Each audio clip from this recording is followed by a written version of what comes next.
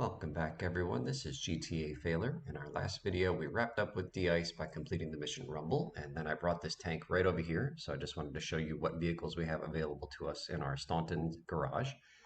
And the money here and the time here look slightly different from the end of the last video, and that's because off video I brought this RC car over here just so we can play with it in one or more of the remaining missions. So, up next is the first Asuka mission in a long time. This is the mission called Bait. Note that all the previous Asuka missions we did were, they started over at Asuka's condo on the east coast of this island, but here's the first time we're starting an Asuka mission here at the construction site. She took over the construction site in a previous mission. So this mission is called Bait, and the premise is that we need to lure 3 Colombian cartel cars and their passengers over to an ambush site where the Yakuza are going to take those 3 Colombian cars and passengers out. And if you pass this mission, you make $35,000 and you unlock the next Suka mission, which is called Espresso to Go.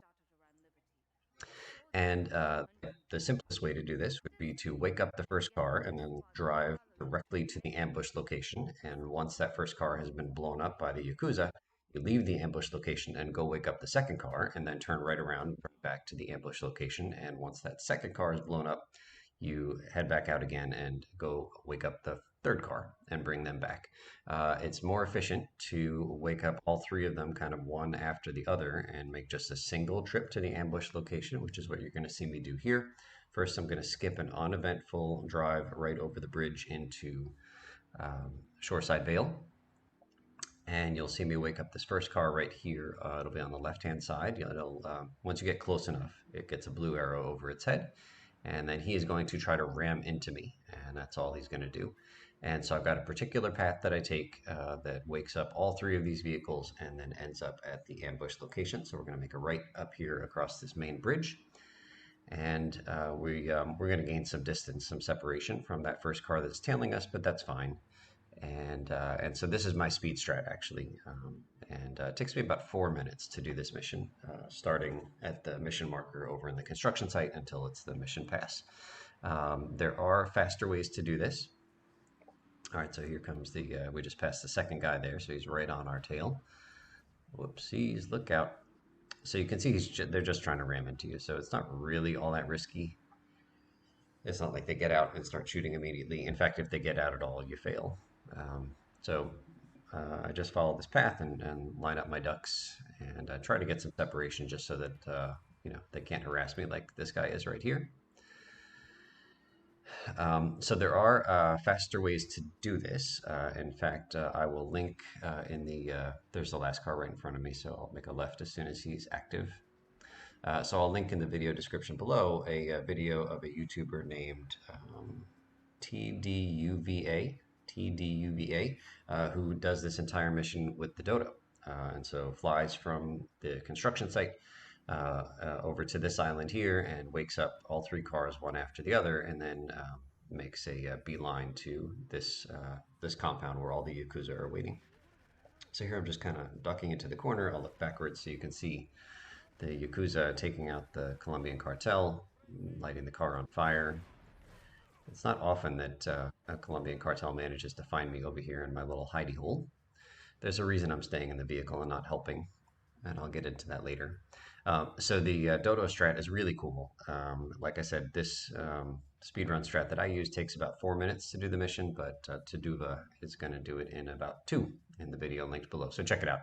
There's even a spot where you have to get one of the wheels of the Dodo to touch the ground in Staunton. Like you take off from the construction site, but you don't take off too high, and you get your wheel to touch a particular area of grass. I don't know why that's required. I heard it was required some time ago, but you'll see them do that too. So a tricky Dodo flight. I tried a couple of times. It did not get close. All right, so that's my vanilla attempt. And I think I'm going to shoot. There's only 1 Yakuza remaining here, and so it's fortunate for me that he didn't die before mission passed, because if he did, I would have failed the mission. So I'll shoot him now. There's no consequences. That's the moral of this game. In this attempt, I've skipped like the whole mission, except the very end. I've done the same path, so I've got my 3 ducks lined up in a row following me. And I'm going to get out to help blow up the first car. And I'm going to point out that because I'm not in my vehicle, the other cars get lost. They're not going to follow me. It's exactly the same path that I did before. If you don't stay in your vehicle, they don't know where you are. You see that guy just turned left instead of coming towards me. So definitely stay in the vehicle until the third car is inside the compound, and then you can get out and help on the third car. But don't even get out for a second and then try to get back in. It just confuses the AI. There's the other left instead of coming in here. Okay, so if all the Yakuza die before the mission is passed, then you fail. So I think we're going to demonstrate that fail state. Typically, it's the cartel that killed the Yakuza, but in my case, I'm going to take these guys out myself, and we'll get a mission fail. And of course, this mission is named bait because you are the bait. You are the thing that is luring the Colombian cartel members over to this area. All the Yakuza are dead. I know, I killed them. Oh, buddies, buddies. Okay, so I learned here this is not the mission to get out and ask the NPCs if you can drive on their car or ride on their car. So that was pretty quick. So these guys that look like M16s to me. Notice that the Colombians are driving Sentinels and not their standard cartel cruisers. If they get out of their Sentinel, not in the ambush compound, you fail. In this next attempt, don't worry about these two yardies that are on the ground. They died doing what they love, shooting at Claude. Okay, so here I've started the mission, and I'm going to see how it goes with the RC car. Now, we used the RC car in the mission Bullion Run, where we had to pick up a bunch of gold and drop it off. And the RC car made that mission absurdly difficult. It was terrible. So we're going to see if it makes this mission easier or harder. So you can see there, I just skipped the drive over the bridge. And yeah, this is going pretty well because I have like hardly any hitbox. And so even though the Sentinel keeps ramming into me, he just drives past me and then pauses and then catches up and drives past me. So yeah, so this is in double speed. Maybe it's quadruple. Yeah, this has got to be quadruple speed. And we're just motoring around. There's the second one. We just woke him up. This is awesome. It was quite a bit of fun. I mean, like I really do enjoy seeing this animation of Claude in this tiny RC car, not designed for a person at all. But yeah, the RC car trivializes this mission. It's fantastic. All right, so while we continue owning this mission with the RC car, I'll read a little bit from the wiki. This time we're going to go back and read some more stuff from Asuka. We read a little bit about Asuka in previous missions, but here's the trivia section from the wiki. Asuka is in the unusual position of being a female with a high-ranking position within the Yakuza. The LCPD, however, believes that her position is due to skills in, quote, torture, security, and information retrieval. This can be evidenced when she tortures Miguel. This may also refer to the wife of Kazuo Taoka, temporarily taking over his role as head of the Yamaguchi Gumi in 1981 after her husband died. So I guess that's a real life event. That's Japan's largest, most powerful Yakuza family. Okay, so I am trying to help out here by doing drive-bys, but I can't get out and start, like wrecking people with my M16 or rocket launcher, because if I get out, the game crashes. So helping however I can and making sure I don't get pulled out by any of these Colombian cartel. Yeah, so this was pretty fun doing it with the RC car. I enjoyed that, and I didn't realize how easy it was going to make things. Okay, here I took my heavy barracks OL to see if I could invite the first Colombian car to take a refreshing swim. And so I, kind of pushed them around, and I thought they would fall in, and I think this is them falling in. And so it is mission fail because if they don't make it if they die in any place other than the, ambush location, then you fail. I decided I could go for a swim as well. All right, so here is my challenge. It's to pass this mission with a tank. So you're going to quickly see what the difficulty is with passing this mission with a tank. The problem is that the Sentinel's top speed is higher than the tank's top speed. And if I let them, they'll ram right into me and explode and die and make me fail the mission. Now you could see I was shooting my turret backwards and trying to give myself a speed boost, which is helpful because then I can outpace the Sentinel. But it also means that I run the risk of hitting the Sentinel behind me with any of my tank ammo. and then that just immediately blows them up. So just have to find a way to to use that tank turret to maintain my distance ahead of the chase, but without blowing up the guy who's chasing me. All right, so I'm going to be honest with you and say that after my first attempt at the tank challenge, I didn't actually drive the tank from the starting mission marker over to the bridge to the airport. Instead, I used the Give Us a Tank cheat code, which drops the tank from the heavens and saves me time by allowing me to drive a fast car over the bridge like you just saw here. So this clip is my first time using the cheat code on this mission, and the GTA gods were sending me a sign when they dropped this tank right on top of me in my car. Okay, so here are my fails. Hour and a half of fails compressed to 30 seconds. 26 fails in all if you're keeping score at home, but ultimately every one of these fails, just about everyone, was because they rammed into me or I shot them in the face with my tank ammo. So my shortest fail compilation in the entire series. Oh, that's a flip. And yeah, it was pretty painful. So each fail took like 3-4 minutes maybe. So here's a long, slow fail. I haven't failed yet, but this is not, it's not going great at the moment, and there's no brakes on the like upside down version of the tank. And of course, right into the water. Oh, goodness. Okay, here I'm showing you my best attempt at this mission, and here I managed. This is the one time I managed to do my entire path, and so I've got all three of these ducks lined up in a row coming after me. There's police here after me as well, but that's no problem. And this is going to be a fail for reasons I still do not understand to this day. So there's the first car, and he comes in, and he gets taken out, and kaboom. Nope, that guy didn't go kaboom yet. I'm just trying to help out. There we go. I'm doing stuff. And I fail on the third car here because it says that I didn't let him come into the ambush site. And I'm guessing maybe I just took him out a little bit too close to the road. Like, does he have to get to a certain distance inside of this ambush site before I'm allowed to take him out? Because I was quite disappointed that this was a fail because I spent another hour failing after that before I finally got the last attempt that I'll show you here. So ultimately, I wasn't able to do my path. That was my best attempt at it. So what I decided to do instead is wake up the first guy and take him directly to the ambush location, and wake up the second guy and take him directly to the ambush location, just one at a time, like I was saying, is the sort of standard way to do it. You'll notice that my tank turret is not pointing straight behind me. So this was one of the discoveries that I made, is that I can still get quite a powerful forward boost by angling the turret a little bit to the side. The more to the side you push it, the less forward boost you get.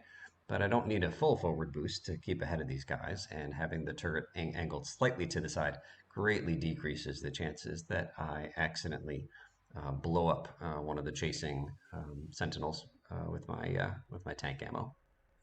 Okay, so I'm showing you this in regular speed for the interesting parts, and then I'll fast forward to like quadruple speed, the kind of boring parts. So here I was just waiting, and we fast forwarded through that.